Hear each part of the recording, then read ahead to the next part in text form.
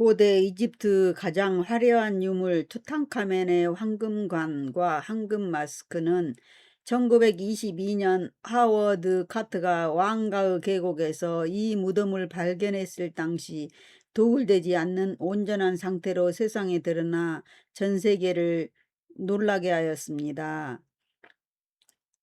세계에서 가장 유명한 예술품 중에 하나인 황금 마스크는 투탕카멘 미라의 얼굴과 어깨에 직접 씌워져 있었으며 육체를 찾아올 때 얼굴을 알아볼 수 있도록 그 사후세계의 왕을 보호하는 주술적인 의미가 있다고 해요. 황금 마스크가 높이 약 54cm, 무게는 무려 11kg에 달하는 순금으로 만들어져 있었으며 청색 라피스, 청동색 홍옥수, 터키석 그리고 유리를 정교하게 상감하여 눈은 백색 석영과 흑색 화산 유리로 만들어져 살아있는 듯한 생동감을 줍니다. 독수리와 코브라는 통일 이집트 왕권을 나타내며 턱에 달린 따은 모양의 가짜 수염은 사후세계의 신 오시리스를 상징하여 왕이 죽은 후에 신이 되었음을 의미한다고 합니다. 마스크 뒷면에는 죽은 자의 영혼을 지켜주는 내용을 담은 사자에서 제151장 주문이 상형 문자로 빽빽하게 새겨져 있다고 합니다. 투탕카멘의 미라는 마치 러시아의 마트로시카 인형처럼 총 3중의 관에 겹겹이 쌓여 석관 안에 안치되어 있었으며 통으로 금으로 만든 황금관입니다. 황금관 바깥쪽은 목재로 금박 입힌 거대한 관인데 두 번째 중간에는 목재에 금박을 입히고 오색 유리와 유색 보석으로 화려하게 장식한 관이며 가장 안쪽에 있는 3관은 두께 2.5mm에서 3mm의 순금으로만 제작된 진짜 황금관이라고 합니다. 길이가 1.88m인데 오직 순금으로만 만들어져 무게가 무려 110.4kg에 달한다고 합니다. 왕이 양손을 가슴에 모으고 왕관을 상징하는 갈고리와 도르깨를 든 오시리스 신의 모습을 하고 있으며 관 전체에는 날개로 왕을 감싸 안아 보호하는 여신의 깃털 문양이 아름답게 은각되어 있습니다. 투탕카멘은 19세라는 어린 나이에 갑작스럽게 사망하여서 그 관이 다른 사람을 위해서 만들어 놓았던 관이 아닌가 하고 추측하고 있다고 해요. 실제로 황금 마스크 안쪽에 새겨진 상형 문자를 정밀 분석한 결과 원래 적혀있던 다른 왕의 이름을 지우고 투탕카멘의 이름으로 고쳐 쓴 흔적이 발견되기도 했다고 하네요. 파라오여, 신들의 보호를 받아 영원히 안전하게 부활하소서라는 투탕카멘의 무덤에 새겨진 글처럼 투탕카멘은 발굴할 때까지 온전하게 보존되어 있어서 후대에 정말 많은 것을 보여주고 있다고 하네요. 이집트 그랜드 박물관도 수많은 관광객들이 찾기 위한 곳입니다. 카이로에 도착하기 전인데 아침 해가 뜨고 있어요. 해가 떠오르고 있습니다. 멋져요. 오, 구름이 밑에서 보이고 해가 뜨고 있습니다.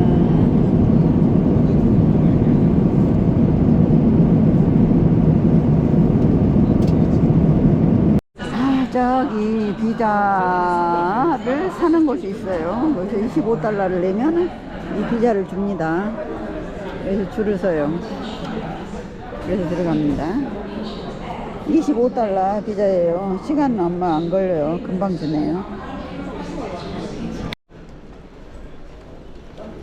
21기가에 494 이집 달러, 이집 이집트 파운드. 파운드 음. 사고 환전을 했는데 100달러에 352 파운드밖에 주지 않았다. 공항은 환율이 안 좋기는 안 좋다. 자동 ATM기에서 돈을 찾으려다 실패하고 택시를 탔는데 40분 정도 걸리는데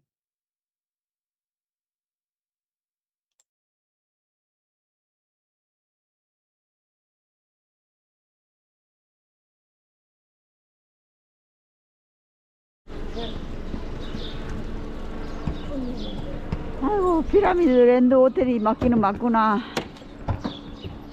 이거 피라미드 뷰 호텔은 기자 피라미드 구역 안에 있어서 걸어서 갈 수 있어서 좋았고 옥상에서는 피라미드가 다 보였다. 박물관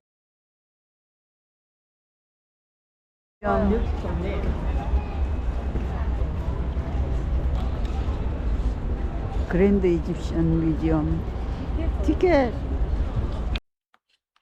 람세스 2세의 진품 핑크 황황함 오벨리스크를 매달아 두었대요. 걸어 들어가서 위를 쳐다보면 뚫린 공간이 보이는데 거기에 그 정중앙에는 람세스 2세의 이름 상형 문자 카르투슈라고 새겨져 있고 이집트라는 글자다 새겨져 형상화했어요. 들어갑니다.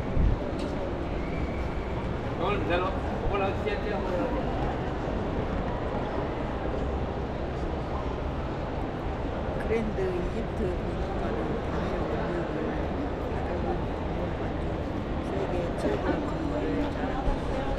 20여 년의 오랜 준비 끝에 개관한 이집트 문화의 새로운 심장이자 고대 문명과 현대 건축 기술이 만난 걸작으로 평가받는답니다. 투탕카멘의 모든 것 최초로 완전 공개하였답니다. 그동안 카이로 타흐리르 박물관 등에 흩어져 있던 투탕카멘 왕의 유물 5천여 점은 전체가 사상 최초로 한자리에서 모두 공개됩니다. 그의 황금 마스크와 황금 침대, 전차 등 소년 왕의 무덤에서 나온 부장품 전체를 한눈에 볼 수 있는 유일한 곳입니다. 그곳에는 줄 선 사람이 너무나 많아가지고 멀리서 쳐다보고 사진만 찍어왔어요.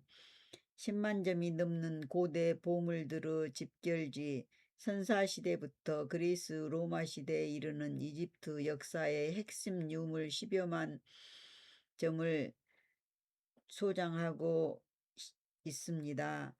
박물관 입구에 들어서면 3200년 된 람세스 2세의 거대 석상, 높이가 11m, 무게가 83톤이 압도적인 위용으로 관람객을 맞이합니다.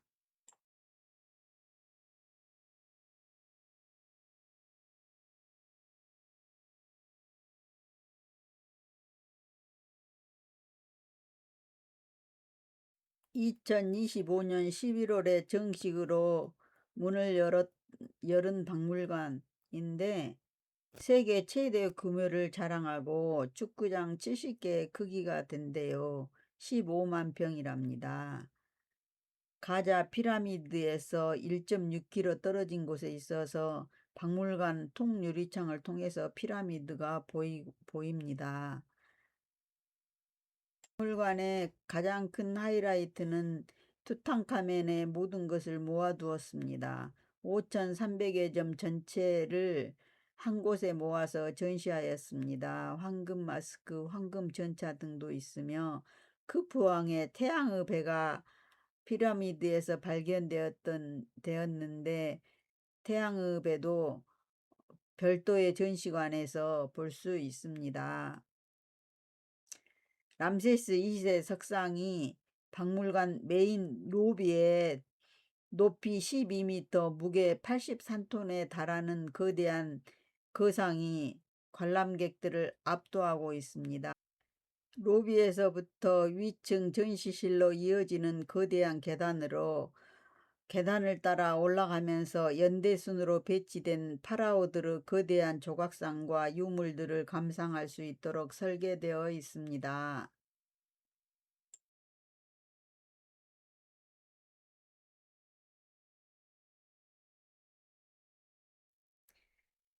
계단 끝 유리창을 통하여서 2km 거리에 있는 기자의 대피라미드가 정면으로 바라보이도록 설계되었습니다.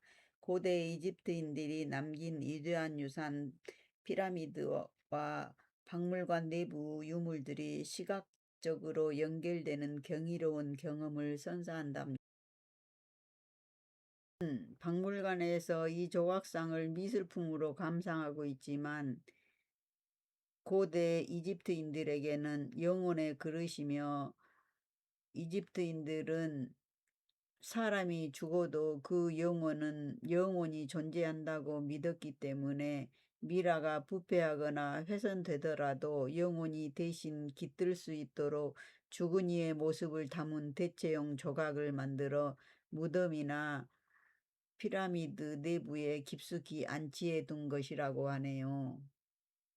박상들이 하나같이 고개를 돌리지 않고 정면을 꼿꼿이 바라보고 있는 이유도 영원히 변치 않는 사후세계를 마주하고 신들의 심판이나 제사를 받들기 위해 가장 완벽하고 흐트러짐 없는 자세를 유지해야 하기 때문이었답니다.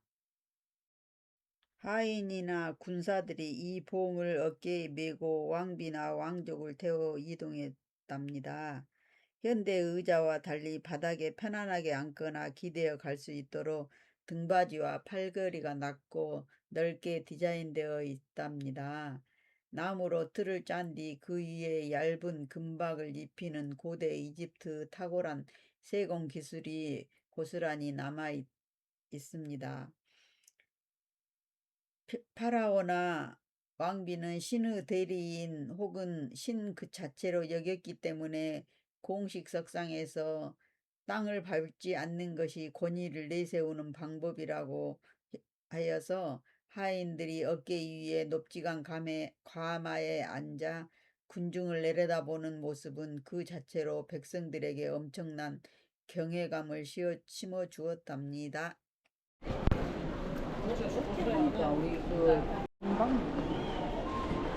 피라미드가 등장하기 전, 그리고 피라미드가 세워진 후에도 왕족이나 고위 관료들은 아랍어로 직사각형 흙상자라는 뜻을 가진 아담한 형태의 마스타바 무덤에 묻혔습니다. 흙벽돌을 직사각형 모양으로 견고하게 쌓아 올린 구조가 전형적인 마스타바의 외벽이라고 하네요. 이 벽화들은 주로 무덤 주인이 사후세계에서 굶지 않고 풍요롭게 살 수 있도록 신에게 음식을 바치거나 생전에 가축을 기르고 곡식을 수확하던 평화로운 일상을 담고 있다네요. 그래갖고 이제 자기가 진짜로 뭐 싸가가네 이래.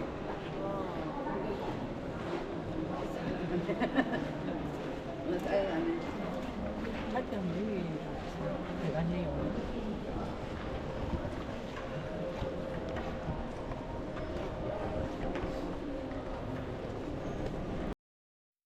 우리는 자유여행을 다니다 보니 가이드의 설명을 들을 수도 없고 우리 눈으로 보는 것만 생각하다가 집에 와서 영상을 정리하면서 다시 공부하게 되네요.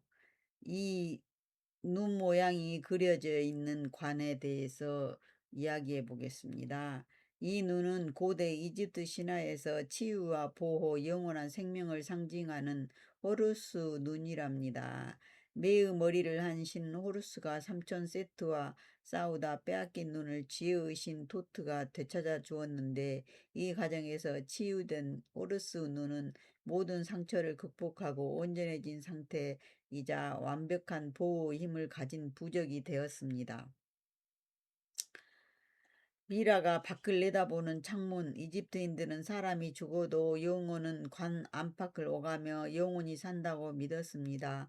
관 속에 누워있는 미라가 이 눈을 통해 밖에 자손들이 바치는 재물을 내려다보고 매일 아침 떠오르는 태양을 바라보며 에너지를 얻을 수 있도록 영혼의 창문을 뚫어준 것입니다.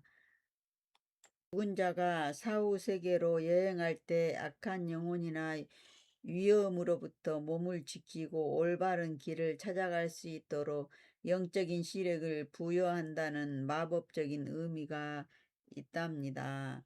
보통 이 두 개의 눈은 아래에는 무덤 주인이 사후 세계에서 풍요롭게 살기를 기원하는 상형 문자, 기도문이나 재물이 가득 차려진 제상 그림이 함께 그려지곤 합니다. 어두운 박물관 관람실에서 무덤 속 주인공이 수천 년 동안 바깥 세상을 응원하듯 바라보고 있던 눈을 우리도 바라보면서 이집트인들의 간절한 염원과 사후 세계에 대한 바램을 들여다본 것 같네요.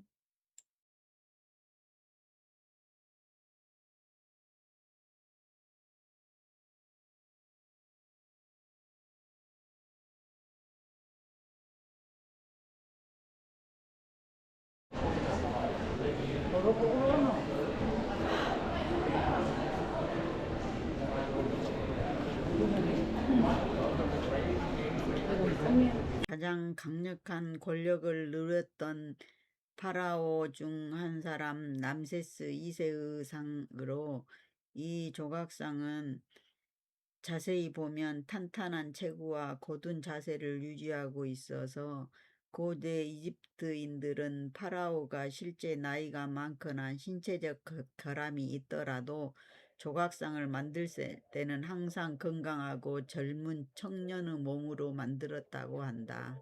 무덤 안에 미라와 함께 수십 개에서 많게는 수백 개를 넣어두었던 유물인데 고대 이집트인들은 죽은 뒤에 사후 세계에서 이집트와 똑같이 풍요롭게 살기를 원하여 농사를 짓고 운하를 파고 잡일을 할 수 있는 하인 인형을 넣어 두었다고 해요. 우사부티라는 이름 자체가 고대 이집트어로는 답변하는 자라는 뜻. 멀리서 사람 보니까 별로 그렇지 않아? 안 커 보인다. 멀리서 보면 이집트인들의 장례 문화를 보여주고 있는데 채색 인형관은 내부와 외부 화려하게 장식하였고 그 유물 속에 죽음 이유를 어떻게 준비했는지 알 수 있다고 해요.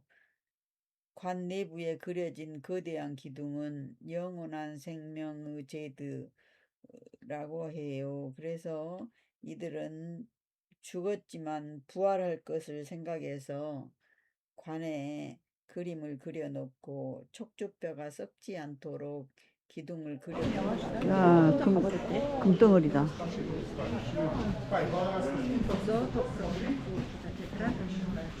закладывай медицину нуклеарну, закладывай медицину. То є це супер бабка.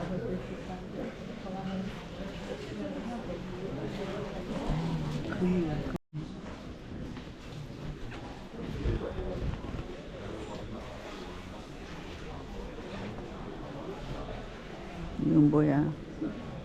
파피루스에 그려놓은 그림인가?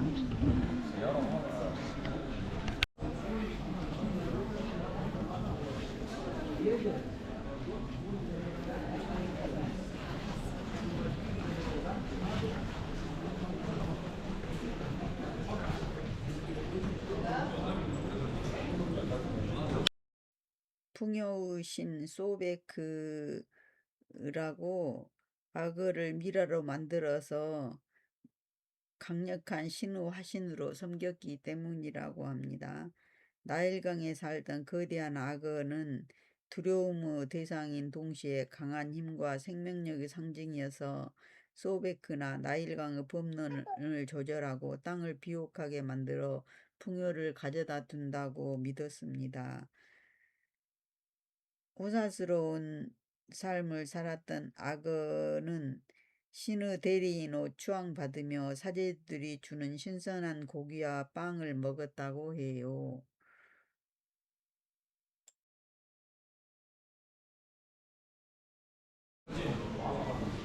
이시스앤 호루스. 이시스앤 호루스? 신기하더만. 해양박물관에서 여기 애 좀 작다 이거는. 얼굴을 만들어가지고 미라를 만드니라고.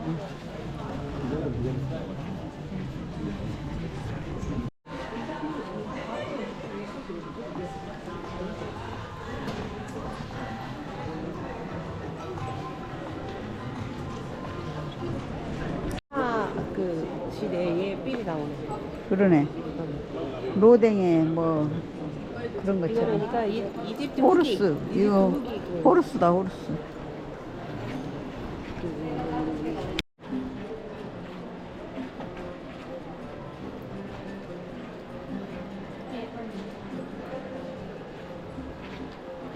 봐봐 로마 시대 삘 나오잖아. 그러네. 그래도 다른데요.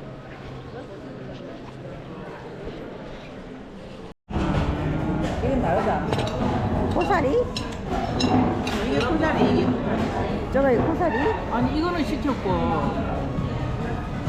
고사리가 이거는 시켰고 요거도 시킨 거 맞고 그 다음에 이거 시켰는데 헬로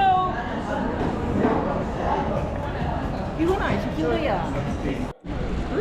어딨어? 한 장 찍고 와?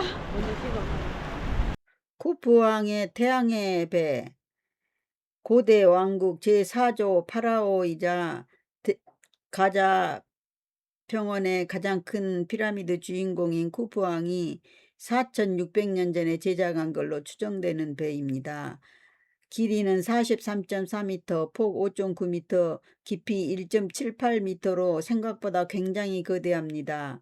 주로 레바논산 삼나무로 만들어져 있으며 쇠못이나 금속 고정 장치를 단 하나도 쓰지 않고 오직 나무 부품을 정교하게 맞물리고 풀로 만든 밧줄로 꽁꽁 묶여서 그 형태를 유지하도록 되어 있다고 합니다. 파라오가 사망하면 그 영혼이 태양신과 합류하여 사후세계를 영원히 여행하게 될 신성한 이동수단을 만들었다고 하네요. 그 고고학자 카말 엘 말라크가 쿠프왕 대피라미드 남쪽 바닥을 청소하다가 우연히 발견했는데 거대한 석회암 블록으로 밀봉된 구덩이 속에서 배가 1224개 조각으로 완전 분해한 상태에서 차곡차곡 쌓여 있다고 해요. 이거를 10년 동안 세월을 거쳐서 수년 동안